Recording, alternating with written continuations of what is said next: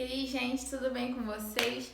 Mais uma aula. Esse é o último vídeo da nossa matéria Vida de Louvor e Oração. Vão ser duas aulas juntas, porque elas são curtinhas, aula 12 e aula 13, e a gente termina a nossa matéria. Então, a gente vai continuar falando sobre tipos de oração. E hoje a gente vai começar falando sobre oração em concordância. O que é concordância? Vamos entender primeiro o que é concordância. A concordância, é meio complicado de explicar. Vocês sabem o que é concordar? Eu falo alguma coisa, vocês concordam ou discordam do que eu falo. Então, você concordar, você está de acordo com aquilo. Você fala assim, não, a pessoa fala assim, não, que Jesus é maravilhoso. Você fala, é mesmo, concordo. Porque a pessoa fala alguma coisa que você acha que é certo. Então, você está de acordo com ela. Então, essa oração de concordância é o tipo de oração quando a gente se junta para orar com outras pessoas pela mesma coisa. A sua igreja quer fazer um acampamento. Nós queremos fazer um acampamento. Então, quem concorda com esse acampamento? Eu concordo. Então, junta todo mundo que está em concordância, que está de acordo, e ora para que aquilo aconteça. Então, a oração de concordância é basicamente isso, você orar com outra pessoa com o mesmo propósito, sobre o mesmo motivo. Para entender melhor, vamos ler lá Mateus, capítulo 18, versículos 19 e 20, que diz assim: também lhes digo que se dois de vocês concordarem aqui na terra a respeito de qualquer coisa que pedirem, meu Pai nos céus atenderá, pois onde 2 ou 3 se reúnem em meu nome, eu estou no meio deles. Então, isso que é oração em concordância, é a gente pedir junto com outras pessoas algo que nós queremos, todos queremos, entendeu? Todos concordam. E a gente vai ler um exemplo dessa oração de concordância na Bíblia, óbvio, para a gente entender melhor isso. Então, eu quero que vocês abram em Atos 12, Atos capítulo 12. Mas antes da gente ler, a gente precisa entender que para a gente ter uma oração de concordância com outra pessoa, a gente precisa ter três coisas em comum, que é a motivação, ou seja, nós temos que ter a mesma, vai orar eu, meu pai, minha mãe e meu irmão. A gente precisa ter a mesma motivação, ou seja, orar pela mesma coisa, ter as mesmas intenções. Nós queremos orar porque nós queremos que isso aconteça, nós queremos que isso passe a acontecer. Então, nós temos a mesma motivação, nós oramos pelo mesmo motivo. Segundo, mesmo propósito, ou seja, nós oramos por aquele motivo, porque nós queremos que isso aconteça de tal forma. Então, todos querem a mesma coisa acontecendo do mesmo jeito. E fé, ou seja, todos têm a fé no mesmo Deus. Então, para você orar em concordância com uma pessoa, você tem que orar pelo mesmo motivo, para que ele aconteça da mesma forma e com a mesma fé no mesmo Deus. E aí, essa oração em concordância pode acontecer. Então, agora vamos ler Atos 12. Primeiro, eu quero que a gente leia assim, a partir do versículo 6, está escrito assim na minha Bíblia: a milagrosa fuga de Pedro. Então, nós vemos aqui que Pedro ele estava preso. Só que antes da gente começar a ler essa história, eu quero que a gente leia o versículo 5, que é antes disso, que diz assim: enquanto Pedro estava no cárcere, a igreja orava fervorosamente a Deus por ele. Ou seja, toda a igreja estava orando por Pedro, todos juntos orando para que Pedro fosse liberto daquela prisão, liberto daquele cárcere. Então agora nós vamos ler. A partir do versículo 6, a gente vai ler um pedacinho, vamos ler aí comigo. Na noite antes de Pedro ser levado a julgamento, ele dormia preso com 2 correntes entre 2 soldados, e outros montavam guarda na porta da prisão. Então Pedro estava preso com corrente, com 2 soldados vigiando e mais guardas na porta da prisão. De repente, uma luz intensa brilhou na cela e um anjo do Senhor apareceu, tocou do lado de Pedro para acordá-lo e disse: depressa, levante-se. E as correntes caíram dos pulsos de Pedro. Então o anjo lhe disse: vista-se, calce as sandálias. E Pedro obedeceu. Agora vista a capa e siga-me, ordenou o anjo. Pedro deixou a cela, seguindo o anjo. O tempo todo, porém, pensava que era uma visão, sem entender que era real o que ocorria. Então Pedro estava saindo da cela, mas para ele estava tendo uma visão, ele ainda não tinha entendido que aquilo realmente estava acontecendo. Passaram o primeiro e o segundo postos de guarda, e quando chegaram ao portão de ferro que dava para a cidade, o portão se abriu sozinho para eles. Os dois passaram e foram caminhando ao longo da rua até que subitamente o anjo o deixou. Então o anjo foi lá, acordou Pedro, e eles saíram sem nenhum dos guardas verem, as correntes soltaram sozinhas, o portão se abriu sozinho, foi realmente um milagre. Por fim, Pedro caiu em si. É verdade mesmo, disse ele. O Senhor enviou seu anjo para me salvar daquilo que Herodes e os judeus planejavam me fazer. Quando Pedro se deu conta disso, foi à casa de Maria, mãe de João Marcos, onde muitos estavam reunidos para orar. Todos estavam reunidos orando por Pedro, pela libertação de Pedro. Ele bateu a porta da frente e uma serva chamada Rode foi atender. Ao conhecer a voz de Pedro, ficou tão contente que, em vez de abrir a porta, correu de volta para dentro, dizendo a todos: Pedro está à porta. Eles, porém, disseram: Você está doida? Me perdi. Você está fora de si. Diante da insistência dela, concluíram: Deve ser o anjo dele. Enquanto isso, Pedro continuava a bater. Quando, por fim, abriram a porta e o viram, ficaram admirados. Ele fez um sinal para se acalmar e lhes contou como o Senhor havia o tirado da prisão. Contem a Tiago e aos outros irmãos o que aconteceu, disse ele. Então foi para outro lugar. Então aqui nós vemos que Pedro estava preso, ele ia ser julgado no dia seguinte, não sabemos o que iria acontecer com ele, provavelmente iria morrer.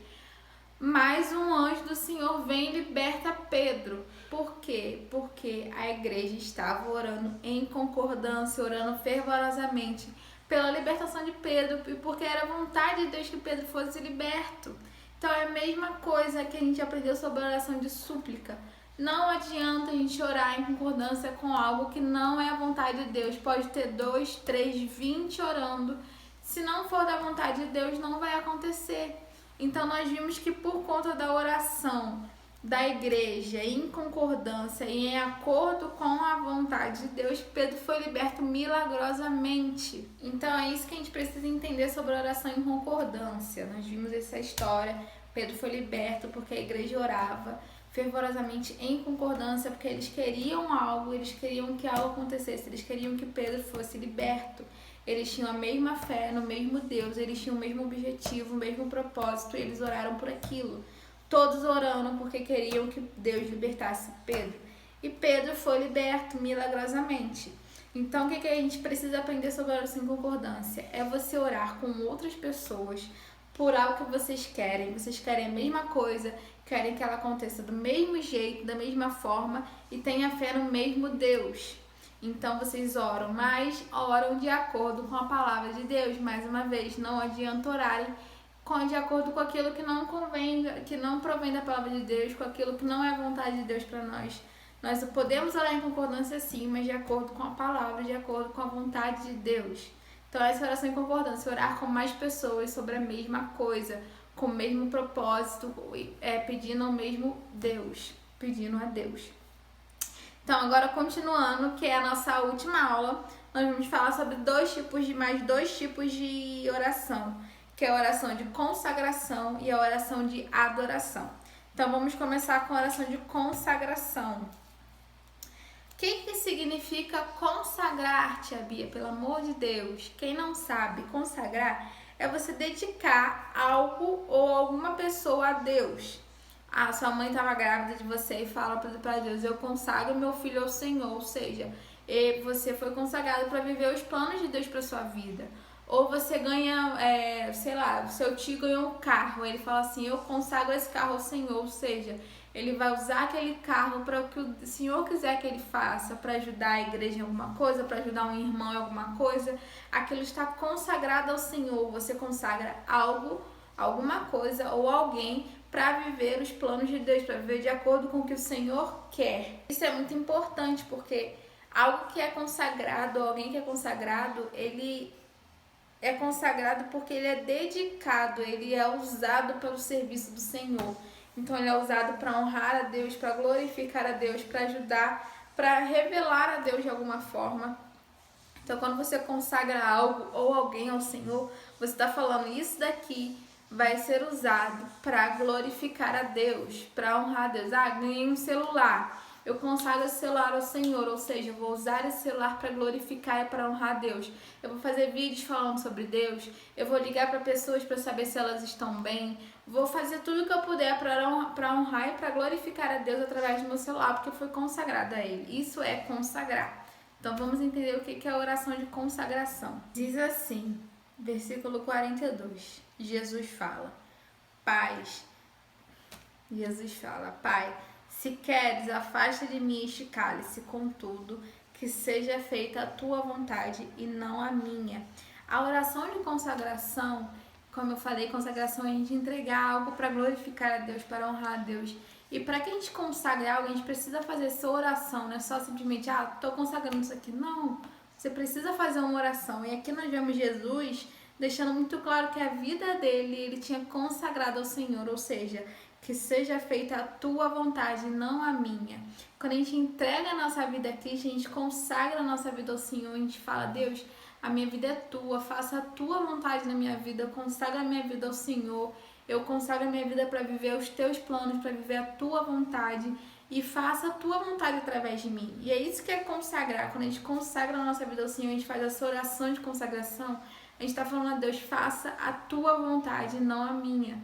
Então a gente sabe que a gente vai viver sempre o melhor, porque a vontade de Deus ela é boa, perfeita e agradável. Então por mais que às vezes a gente não entenda o que está acontecendo, quando a gente consagra a nossa vida ao Senhor, a gente pode confiar que tudo vai dar certo, porque nós estamos vivendo a vontade dele, o propósito dele, porque a nossa vida está consagrada a ele. E nós também temos um exemplo disso lá em Atos 6. Abre a Bíblia de vocês agora em Atos 6. Lá em Atos 6, do versículo 1 ao 7, nós vamos ler.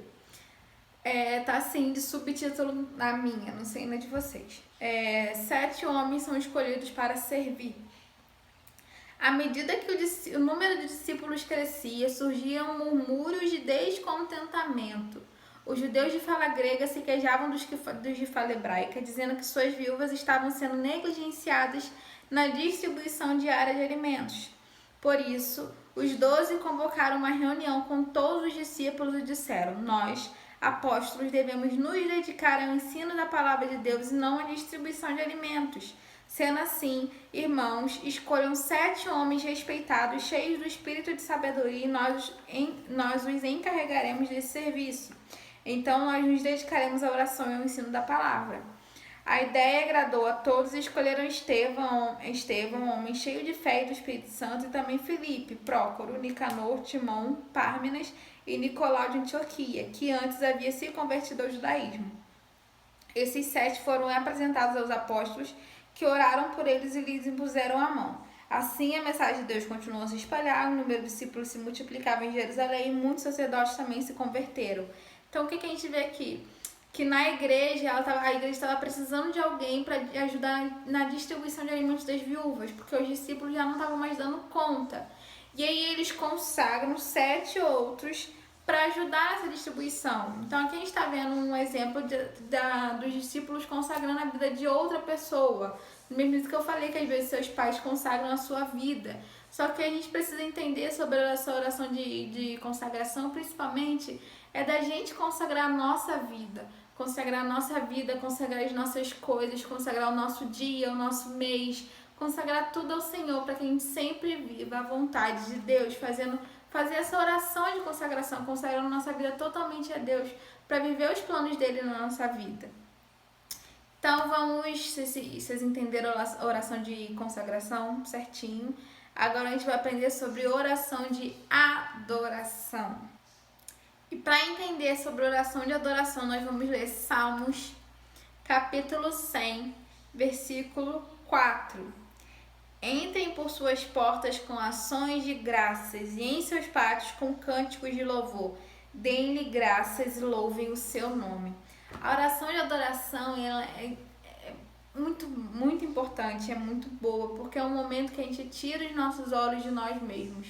Que a gente para de pedir, ou que a gente para de interceder, que a gente para de suplicar. E que a gente volte os nossos olhos para Deus e que a gente declara quem Deus é. A gente o adora, a gente louva a Deus.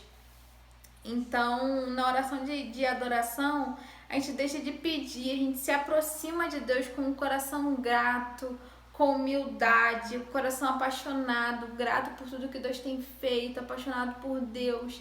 Então, assim, é um momento que é só a gente e Deus declarando o quanto Deus é bom, nos lembrando o quanto Deus é maravilhoso, esquecendo da nossa vida, esquecendo dos nossos problemas e só focando em Deus e no quanto Ele é bom, no quanto Ele é misericordioso, no quanto Ele é poderoso. Vocês lembram que no começo dessa matéria nós aprendemos sobre o significado de adoração, o que era adoração, o significado da palavra no grego, no hebraico, no Antigo e no Novo Testamento? E quando a gente falou sobre ela no grego, no Novo Testamento, a gente viu que a palavra adoração no grego significava beijar a face. Então, nessa oração de adoração, nesse nosso momento de adoração a Deus, é como se a gente estivesse beijando a Deus, beijando a face de Deus, sendo grato, declarando quem Ele é. E essa é uma oração que ela nos aproxima muito de Deus, que a gente tira os olhos do mundo, tira os olhos do nosso problema, que a gente tira os olhos do que a gente quer, do que a gente precisa, do que a gente tem que pedir, e a gente simplesmente adora a Deus, declara quem Deus é. Isso nos enche de esperança, isso nos aproxima de Deus, isso nos torna mais parecidos com Deus. Então essa é uma oração que nos faz muito, todas as orações são muito importantes, mas essa é uma oração que nos aproxima mais de Deus, que nos revela quem Deus é. Então cada oração que a gente aprendeu aqui, ela tem o seu momento para ser feito. Vai ter um momento que você precisa fazer uma oração de súplica, vai ter um momento que você precisa fazer uma oração de intercessão, uma oração de confissão, mas a oração de adoração ela tem que ser feita sempre, a todo momento a gente tem que adorar a Deus, a gente tem que declarar quem Deus é, a gente tem que lembrar da sua misericórdia, do seu amor, da tua graça, declarar quem Ele é, ter um coração grato a Ele. Então essa foi a nossa última aula de vida de louvor e oração. Espero que vocês tenham gostado dessa matéria, porque ela foi muito boa para mim, adorei dar essas aulas para vocês, foi uma matéria muito importante. Se vocês tiverem qualquer dúvida sobre alguma oração, sobre qualquer coisa dessa matéria, vocês me mandem no WhatsApp que eu respondo. Não se esqueçam do trabalhinho, tem que me enviar o vídeo, porque vale ponto para essa matéria. Então essa foi a nossa matéria, chegamos ao fim. Qualquer dúvida me mandem lá no WhatsApp. Espero que vocês tenham gostado. Um beijo e até a próxima. Vamos praticar as orações, hein?